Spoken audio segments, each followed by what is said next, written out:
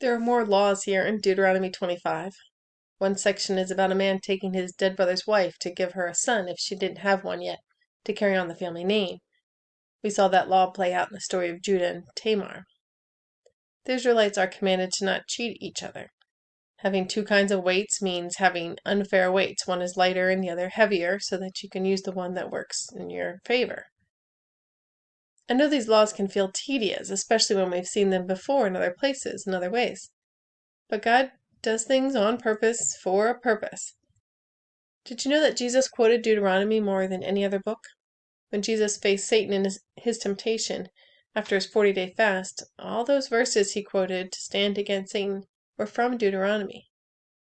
Deuteronomy takes place when they are just about to enter into the promised land. They've come so far, they just need to cross over. Don't come so far and then not cross over. The beginning of Deuteronomy is about God's grace, how gracious he has been to Israel.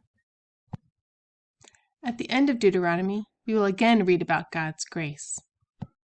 These laws are encompassed by grace. We follow God's law by grace, not as works, as a means to salvation. Obeying God's law by loving God and loving others is our reflection of his grace in our lives, our response to the grace poured into us. And absolutely everything we have is by grace. God's grace is everything.